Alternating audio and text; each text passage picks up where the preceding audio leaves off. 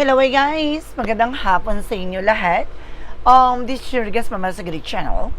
A fated Rose of Martyrs. So ngayong hapon na to, tignan natin sabihin sa iyo ng ating mga gabay. So this is a special gabay for the month of May 24 hanggang May 31 for the sign of Gemini. So Gemini, welcome sa my channel. Ano kayang messages, advices, and spirit guides ang ating masasaga for today's video? Kanino kayang energy or kaganapan sa buhay ng mga Gemini ang ating mahahagilap? So guys, this reading is a general reading lamang din at makaka-resonate. Kunin lamang po makaka-relate sa inyo.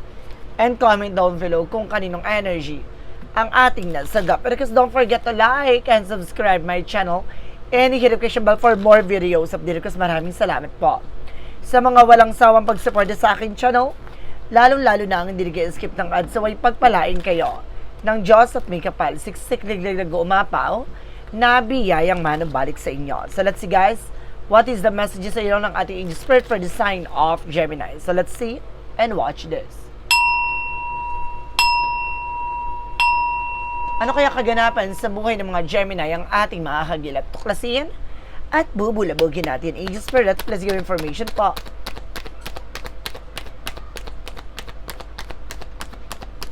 Okay, there's something the word card. Something in travel, guys. Na magkakaroon ka ng travel, success, accomplishment. Na marami kang bagay na mapupuntahan. Na maaaring magtagumpay ka. No, makapag-travel ka dito, makapag-ibang bansa ka na. And there's a Four of Swords, something rest. Pahinga mo yung isip mo, yung utak mo. Nasa mo pinagkakaroon ka ng sleepless night kasi kinukulang ka na sa tulog. No? Ibig sabihin nito, kaya nahihirap ka sa pagtulog kasi hindi balanse. No? Ang ginagawa mo, na parang padalas ang puyat mo para kaya ngayon nahihirapan ka. No? What is the additional messages? And there's a Hermit card. No? There's something in a spiritual enlightenment na may mga bagay na magliliwanag na sa'yo. No? May mga bagay na magsasagot sa katanungan mo. No, lahat ng bagay na gusto mong malaman, no, malalaman mo na. And there's a Two of Swords, i-reverse something na makakapag-decision ka na, magtitake ka na ng action and magtitake ka na ng decision. So let's see what is the additional messages. Winning just spirit. Okay, represent with the Page of Swords, being curiosity. Ngayon, sinasabi dito, magiging mas mabusisi ka na. No? Mas aalamin mo na lahat ng bagay. At the same time, kumbaga, may mga sumusubaybay sa at kumukuha ng mga impormasyon. And there's a star card for healing and recovery. Na magkakaroon ka ng recovery dito at unti-unti na rin gagaling sa iyong mga karamdaman. No? Ano man yung mga bagay na nararamdaman mo, nararanasan mo, unti-unti rin niyang ihilom. What is the additional messages? Oh my goodness. Represent with the Five of Pentacles. Some of you guys na nakakaranas ka ng financial crisis or financial loss, no? That because of this situation. No? Kasi sunod-sunod yung kagastusan mo. No? It's either mangingibang bansa ka, syempre, gastos yan. No? And there's a Five of Cups, no? And reverse something acceptance. Na may mga bagay unti-unti mo na matatanggap about sa spirituality mo. No? Ibig sabihin dito, nagkakaroon ka na ng spiritual activation. Na nag-activate ng six senses mo or third eye mo. Na nagkakaroon ka na ng mga pangitain, kumbaga may mga nakikita ka na, creatures, ganyan. What is the Hermit card? The Hermit card represent with the Six of Wands, or there's a victory is yours. Na may mga bagay na magtatagumpay ka na. Na may mga bagay na pagtatagumpayan mo na. Additional messages. Represent guys with a Chariot card. There's an action and movement na magkakaroon ng changes and development sa situation mo. No? Unti-unti na magbabago at unti-unti nang magkakaroon ng pagbabago. Okay, let's see what is additional messages. And of course, there's something, the Knight of Cups. There's an offer. Marami nag-i-stock sa'yo. Marami nagtitingin-tingin sa'yo guys by social media. It's either ang business mo is something as social media. No, nasa social media platforms ang iyong negosyo, business, online selling ka. Or either there's something apology coming in. May hihingi ng tawad from the past. Or either there's something guys na magdadala sa'yo ng romantic proposal. What is additional messages? With the Star card. Represent with the Five of Wands. So see, ibig sabihin dito guys, unti-unti ka na rin daw makaka-recover from failure, complications, no? Sa mga taong kumakalaban na talagang dito, gusto ka pabagsakin, huwag ka mag-alala. Makaka-recover ka na from them. No? Let's see what these additional messages. Represent what the Three of Wands. There's a waiting for a ship. Kung may hinihintay ka resulta document, there's a possible na dumating na. No, makakaalis ka na. Makakapagbayad ka na ng mga utang mo dito. No? Ng mga hulugan. And this is something that's seven of swords, the sneakiness. Some of you guys, no, maraming sumusubaybay talaga sa'yo dito. Or there's something as secrets behind. So, big sabihin na maraming nakatago sa sekreto dito. Or may mga bagay na malalantad sa'yo dito. May mga bagay na unti-unti mo na matutuklasan, malalaman sa sarili mo. No? May kakayanan ka dito at kaalaman ka na maaaring lumabas. Let's see what is additional messages. With the Hermit card and Aquarius 6, what is the Six of Wands? Represent with the Eight of Cups, something moving forward. Makaka-move on ka rin. Na makakawala ka na dyan sa situation na yan.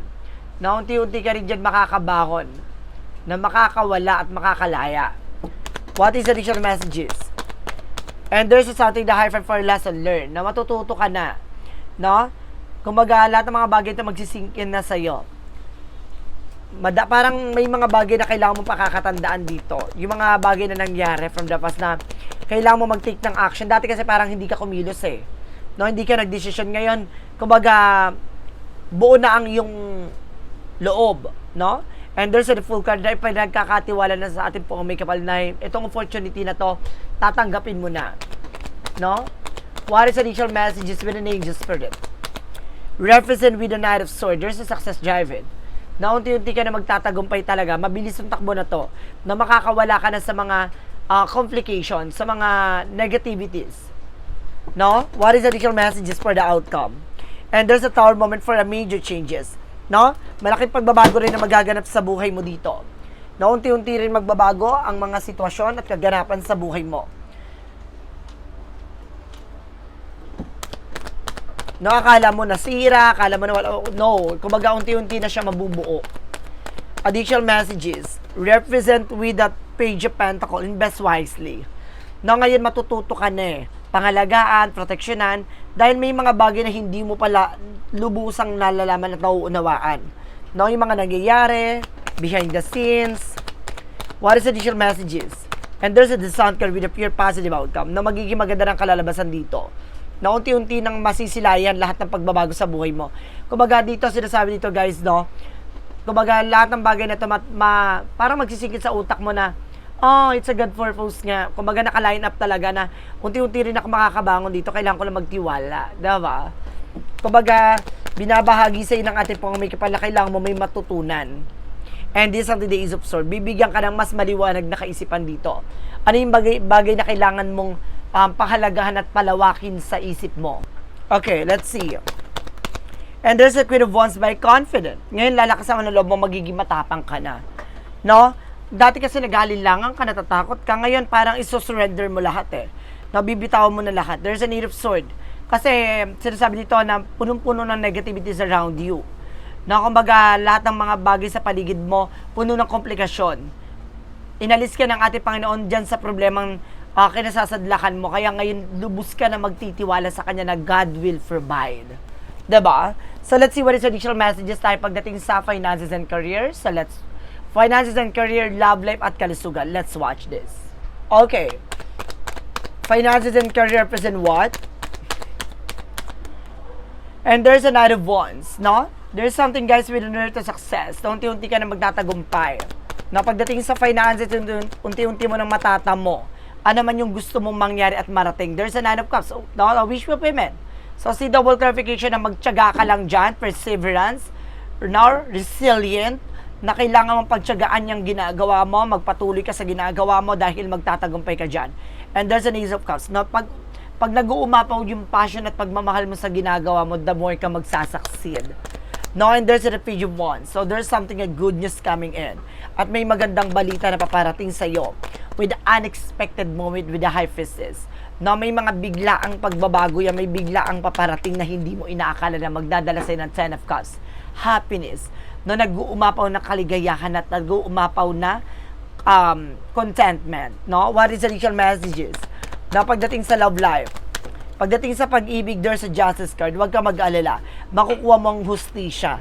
Ano man yung mga bagay na nararapat para sa'yo. And this is something that two of wands by choices. Piliin mo yung mga bagay na makakatulong lang sa'yo. Naalisin mo yung mga bagay na makakasama sa'yo. And there's a Knight of Swords. There's something anxiety, sleepless nights. Now, some of you, kumbaga, nai-stress ka dito, marami kang iniisip pagdating sa pag-ibig. Now, at sinasabi sa'yo dito na wag mo isipin yan, wag mo isipin yan. Wag ka ma-stress at ma-depress dyan. Tutukan mo ano ba talaga yung priorities mo. And there's a Four of Pentacles. Protection at pangalagaan mo kung ano man yung mga bagay na meron ka. No? And there's a Two of Cups na mananatili at mananatili yung taong talagang pure yung intention sa'yo. Kung yung tao na to ay gusto ka makasama for good, no? Sa lahat ng struggles, failures, no? Etong tao na to makakasama mo talaga. And there's a Ten of Wands, no? Puno man ng obligasyon at responsibilidad, bibit-bitin mo at bibit-bitin mo to, no? Unti-unti ka rin makakabangon at makakaraos dyan. Na pagdating naman sa'yo sa kalusugan mo, and this something the Nine of Wands, slow and steady, manatiling kalmado. No, wag kang magmadali, wag mo abusuhin yung kalusugan mo. There's an Emperor, just being mature enough. Pag alam mong bawal at nakakasama sa kalusugan mo, tantanan mo, iwasan mo. There's a Seven of Cups, no? Ibig sabihin dito, naguguluhan ka na, maraming bawal sa'yo. So, kailangan mo munang i-maintain yung ganon, no? Na umiwas sa mga hindi nakakabuti for your health. Pag nag-okay ka na, there's a Seven of Pentacles, very harvest moment. Ibig sabihin dito, pagkatapos mo nang niyang iwasan yung mga bagay na yan at nag-okay na yung kalusugan mo, magtutuloy-tuloy na yung magiging maganda na makakain ka na rin yung mga bagay na gusto mong kainin. For a meantime, kailangan mo munang umiwas. No, there's a Three of Swords kasi marami kang nararamdaman. There's a pain. No, and this is something the Queen of Cups. No, emotional healing. Especially kasi iba talaga ang nagagawa ng stress. No, kapag stress ka talaga, bumababa ang iyong immune system. So definitely guys, no, kailangan nyo pangalagaan ang mental health nyo. So let's see what is additional messages tayo pagdating sa magical fire messages, advices, and of course, pick a card yes or no. So guys, before anything else, pick a card yes or no. Pwede ka magtanong dito, isa lang magiging sagot sa tanong mo. 1, 2, or 3. Pipili ka lang na isa doon. 1, 2, or 3. The request comment down below kung anong number na napili mo. No? Para malaman ko kung umabot ka ba sa reading nito. And of course, guys, no, dadagdag ako ng informations na kumbaga related todo about sa mga signs. No, kasi may mga nagtatanong kasi na, Madam, bakit po dun sa ibang sign nakarelate ako pero hindi ko naman yun sign? You know why? Kasi minsan guys, then of course, sinasabi dito na bakit ka nakaka-relate doon, bakit bakit parang tugma sa yung reading na yun. That because of guys, baka yung rising sign or ascendant nyo is yung sign na yon. So, for example, guys, you are also a Gemini, pero nakarelate ka sa reading ng Libra. So, it means, guys, baka ascendant nyo or rising sign nyo is Libra. So, alamin nyo po yun, ha? So, malalaman nyo po yan, ang rising sign and our ascendants ay nalalaman po with the something, kumaga, rising sign chart, parang ganon, parang ascendant chart, parang, nakakalculate doon, no? Ibig sabihin, ay lalagay nyo doon kung ano yung month nyo, ano yung sign nyo, ano yung month ng birthday nyo.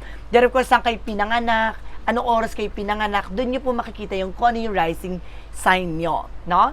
So, Madam, then of course, kapag ganun yung, kung ano yung rising sign nyo, ascendants nyo, pwede nyo rin panoorin yun, baka doon kayo tumugma, no? So, guys, maraming salamat. Let's see tayo what is the magical fire messages and advices. So, let's watch this. Okay. Let's see what is the magical fairy messages to represent what. And there's a patient list, so kailangan mahabaan ng pasensya mo. Na manatili kang kalmado dito, wag kang agresibo. No, hinay-hinay lang, dahan-dahan lang. Okay, let's see. Manatiling kalmado. And there's a birthday. Ngayong birthday mo, maaaring masagot na lahat ng katanungan mo. Ngayong birthday mo, maaaring bigyan ka na ng mga impormasyon na makakatulong sa'yo. And there's a walking away. So, unti-unti ka na rin makakalaya, makakawala dyan sa mundong ginagalawan mo, sa mga nararanasan mo, no? Sa mga nangyayari sa iyo. Let's see what is a yin and yang oracle card. Represent what? And represent with a message with a travel, guys. Na some of you magkakaroon ng travel dito, communications, no? There's a lot of information. Okay. Diba? Maraming mga mensaheng paparating. Especially sa panaginip mo. And there's something limitation and fear. Alisin mo yung takot at pangamba. No? Alisin mo yung pag-alinlangan mo. And of course, there's something, guys, with apology. I told you, may hihingi ng tawad dito from the past. No? May mga lalapit sa'yo dito na hihingi ng tawad. Pwede naman tayo mag-forgive, pero never forget. No? Ano naman yung mga bagay na ginawa sa'yo, nakapanakit sa'yo, no? Nagdala sa'yo sa kasadlakan. No? Pwede ka magpatawad, pero hindi ka makakalimot, diba? At hindi ka na muling magtitiwala. And of course, there's something, the world clarification tayo na makakapag-ibang bansa ka uli. Na makakaalis ka or maaaring this is your first time na makaalis, no?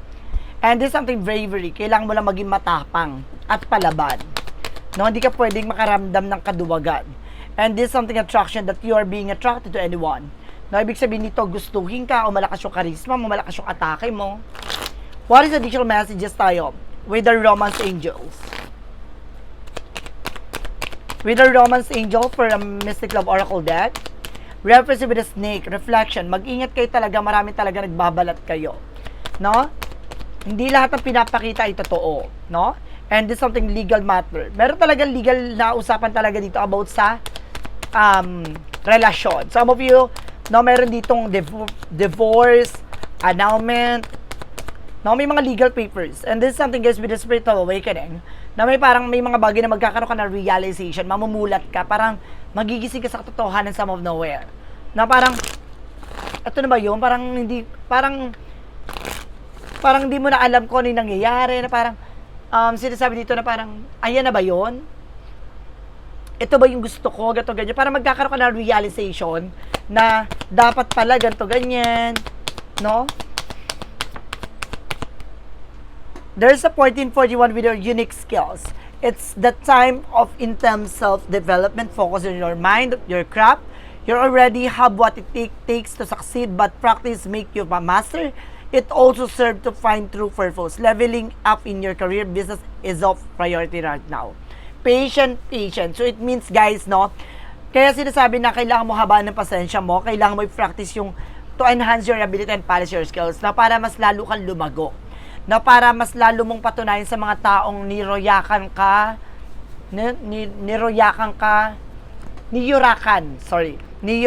ka, sinira ka, tinraidor ka, gusto mo patunayan sa kanila na sa likod ng mga bagay na hindi ka gaganti sa kanila. Bago sa hayaan mo ang ating Panginoon ang magbigay ng parusa sa kanila. Ganun yon, diba? And let God will. There's something a success, diba? There's something success. Magtatagumpay ka talaga. You're on the right track. No, at sinasabi dito, choosing the right directions and actively overcome difficulties. Yung palaban ka na kahit maraming mga humihila sa ipababa, no, hindi mo sila tinitigyan at iniintindi. Diba? Tinitignan mo yung sarili mo na ano yung magiging eksena mo in the near future, no? And of course, there's a shadow work represent what? With the shadow work represent what? Represent, guys, with ride of the storm. So see, purify. Ibig sabihin, inaalis talaga ng ating Panginoon yung mga taong makakasira sa'yo. Let chaos and turbulence cleanse your spirit. Diba? Talagang nililinis niya ang buhay mo, ang spirito mo. No, ang iyong kamalayan sa lahat ng eksena. Aalisin niya, sisirain niya dahil may mga bagay o tao dyan sa situation mo na makakasama sa'yo sa mga darating na panahon. No, sa darating na hinaharap. No, ibig sabihin, magiging maganda yung gato mo, pero tong tao na to makakasira ng buhay mo. Ibig sabihin niya, naaalisin niya yan. Tatanggalin niya yan, ipapakita niya sa iyo yung hidden agenda niyan. 'Di ba? Ano ba talaga yung purpose niyan? Bakit nandyan yan? Kumbaga, ipapakita at ibabahagi yan sa iyo. Kahit na masaktan ka, kahit na mahirapan ka, isang paraan yan ng ating Panginoon para hubugin ka sa pagiging ikaw. No? You become a better version of yourself. Ganon. And of course, what is the path of the light? What is the path of the light? Represent what? Represent with mindfulness, no? So said dito, guys, no? I live fully in the present moment, embracing the beauty of now. I am embracing any attachment to the past or worry for the future. By practicing mindful, I find peace, clarity, and joy in each breath I take. So see, ngayon, no, talagang hindi ka nangangamba kung ano yung mangyayari sa hinahanap, no? Kumbaga, tinitignan mo at pinapractice mo sa sarili mo na hanapin yung kapayapaan, no? Hindi para, kumbaga, makipaglaban at makipag-competensya sa kanila.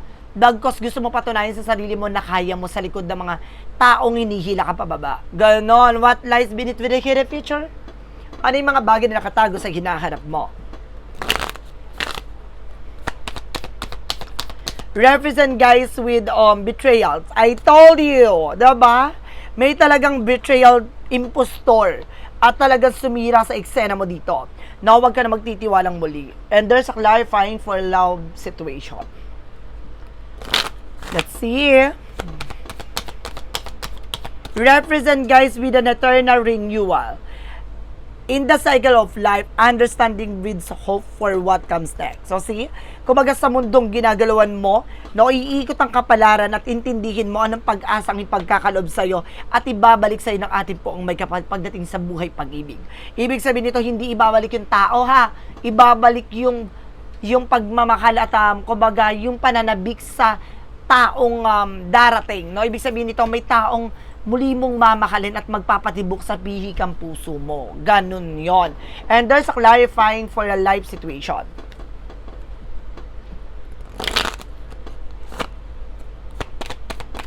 There's a snake, diba? Alam mo, guys, there's a snake and betrayal. So it means talaga mayroon talagang tumatry doon sa eksena mo. At liliwanagin to at ilalantad. Now, there's a cloud of the unknowing. Float of the clouds of the unknown, surrender to the mystery and embrace the sacred within. So, ibig sabihin nito, guys, no? Ibig sabihin, ipapakita sa lahat ng bagay nito, na misteryo sa likod nito. At, kumbaga, parang ihahanda, no? Na para tanggapin mo na kailangan mo tong malaman at kailangan mo tong maramdaman sa ayaw at sa gusto mo. So, let's see what is a pick a card, yes or no. So, let's watch this. With a pick a card, yes or no, andito na tayo with a yes or no pick a card. No? Guys, kung sino yung nakapili ng number 1, ito na yon. Let's start with the number 1. Okay, there's something I know. Feeling run down, tired, trapped, time too much. No, masyado ka ng, kumbaga, na-frustrate or masyado ka na napagod sa kakaintindi. No, masyado ka na napagod para, kumbaga, tanggapin yung mga bagay na nangyayari. Na parang, sinasabi dito na parang, ayaw muna, i-surrender mo na, napagod ka na. No? Ayaw mo na pang ilaban pa. What is the number 2? Represent with a yes. Taking flight, uplifting, at peace with decision. So ngayon plus pinili mo na yung kapayapaan. No? Tinanggap mo na yung sarili mo na harapin yung bagong kinabukasan para sa buhay mo. What is the number 3? Represent with a no. No? Yield is for effort wasted, no? Ibig sabihin nito na wag mo sayangin lahat ng pinaghirapan mo para sa isang bagay na wala namang mapapala, no? Ibig sabihin nito, kung itong tao na to hindi makakatulong sa iyo, bakit mo pa siya ilalaban, diba? Kung itong tao na to hindi nakikita yung halaga mo, bakit mo pa siya mamahalin? No? Bakit mo pa siya tatanggapin? Hanapin mo yung tao magmamahal sa iyo, even your flaws. So guys, this is a special gabay for the month of May 24 hanggang May 31 for the sign of Gemini. So, Gemini, maraming salamat po for this wonderful reading. So, once again, this reading is a general reading naman, hindi lahat makaka-resonate. Kunin lamang po makaka-relate sa inyo and comment down below kung kaninong energy ang ating nasagap. And of course, don't forget to like and subscribe my channel and hit the notification bell for more videos update. And of course, maraming salamat po sa mga walang sawang pagsuporta sa aking channel. Lalong-lalo na ang hindi nag-skip ng ads, saway pagpalain kayo ng Diyos at may kapal. Siksik liglig nag-uumapaw, nabiyayang manumbalik sa inyo. Maraming salamat po and see you in the next video. Bye-bye and babush!